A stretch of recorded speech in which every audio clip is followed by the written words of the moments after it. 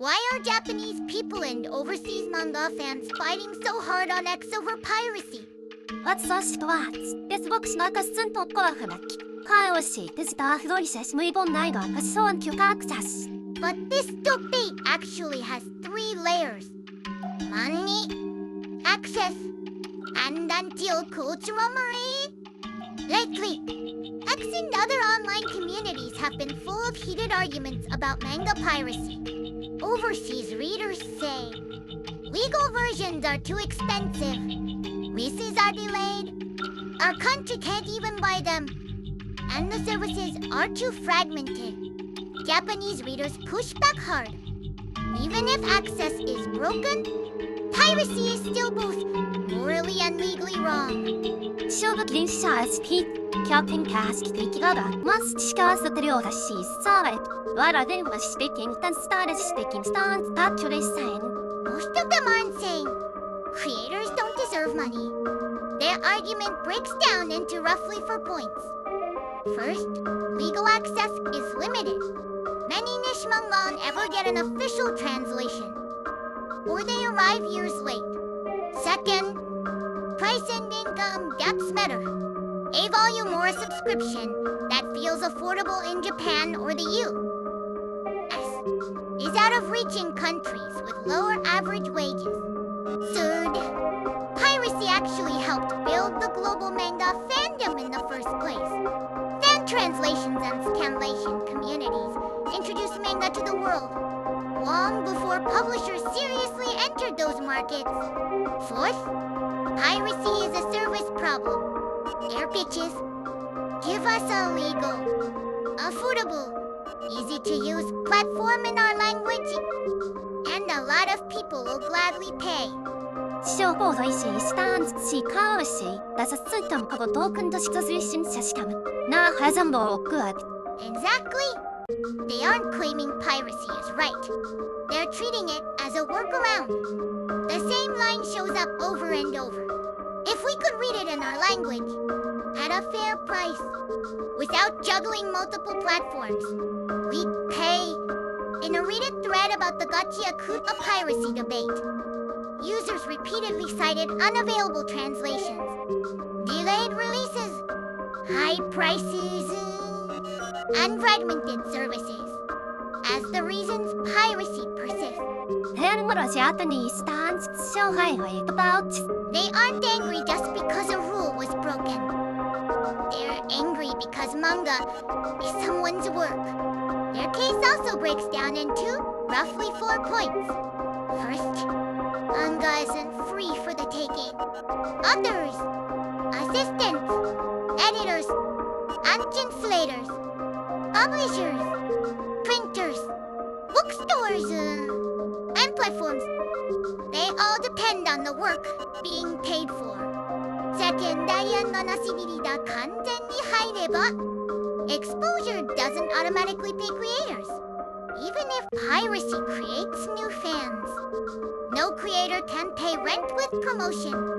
Third, piracy sites are usually businesses. Many of them run on ads, traffic, and monetization. They aren't charity projects.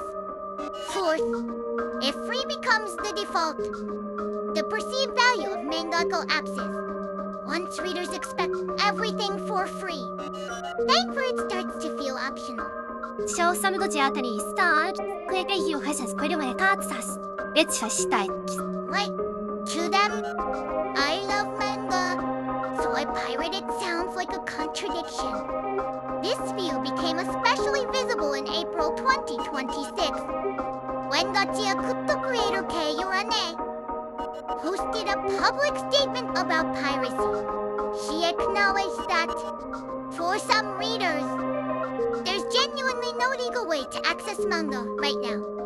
But she also said, in essence, if we don't speak up now, the value built up by every creator before us will be lost.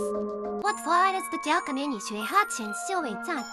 To understand that, you can't skip Manga-Mura. Manga-Mura was one of Japan's most infamous piracy sites. It became a symbol of just how much piracy can do to a creative industry. The site was shut down in 2018. Its operator, Romi Hoshino, was later convicted of copyright infringement by the Fukuoka District Court and sentenced to 3 years in prison. He was also fined 10 million yen, plus a forfeiture of about 62 million yen. In the civil case, KADOK AWA, Shueisha, and Jogakuan jointly sued, and the Tokyo District Court ordered him to pay roughly 1.7 billion yen in damages. Should you say corporate has such a giant piracy zone? Exactly. For Japanese readers, piracy isn't an abstract online habit. It's directly tied to a real scandal that hurt creators, sparked national debate, and ended in arrests and lawsuits. At its peak, Manga-Mura is estimated to have hit nearly 100 million monthly visits, with damages estimated around 320 billion yen. It was Japan's largest piracy site by far. And this isn't just a story about the past. Piracy is still growing globally. Yes. According to Japan's Ministry of Economy, Trade and Industry, NCODA, online piracy losses for Japanese digital content reached 5.7 trillion yen in 2025. Once you include counterfeit character merchandise, that figure climbs to roughly 10.4 trillion yen. For comparison, in the same survey 3 years earlier, digital losses came out to 2.0 trillion yen. That's about a threefold jump in just 3 years. Let's not say that more. Right? That number is exactly why Japan treats piracy as an industry-level threat. CODA also notes that the average pirated copies per person actually went down, but total losses still grew. That's because the global audience for Japanese content has exploded. Is Japan going planning style then? No.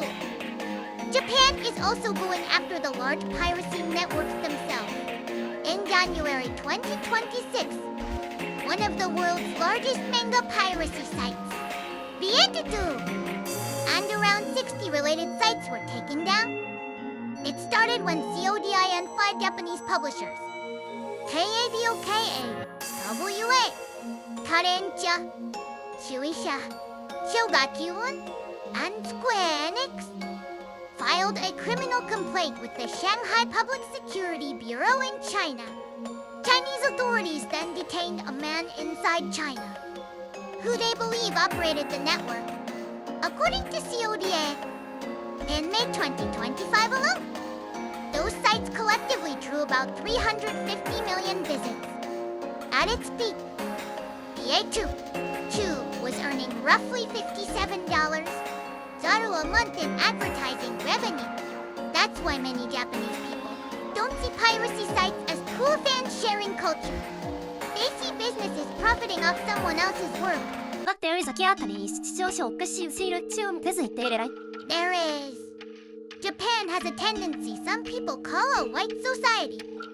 A culture that demands moral cleanliness and treats even a single flaw as disqualifying. In this debate, that mindset can backfire. Japanese users sometimes jump straight from piracy is illegal and harmful to anyone who has ever pirated anything is morally rotten. That kind of reaction makes overseas fans defensive, especially in regions where legal access has been poor for years.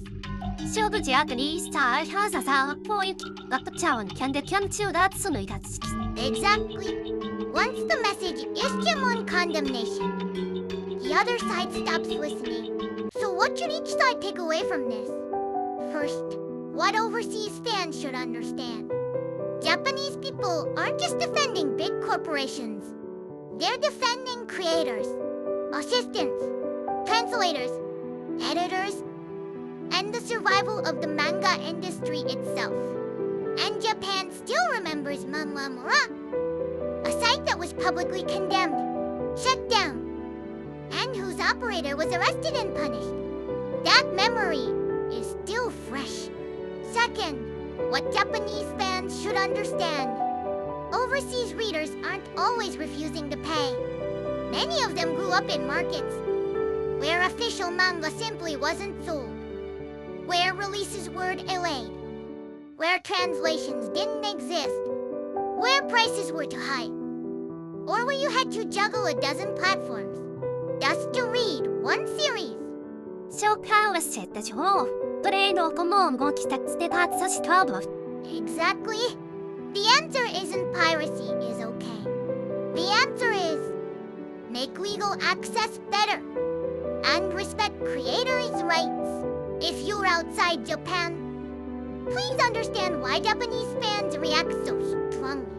For Japan, manga piracy isn't a thought experiment. It has already done real damage. And as you may just learn, please understand the situation to the systems have movement. For Shama-san, no matter the reasons we was there. The goal shouldn't be to win this argument. The goal should be a world where fans everywhere can read manga legally, affordably, and globally. And creators actually get paid. Piracy isn't love, but access matters. Respecting both truths is the first step.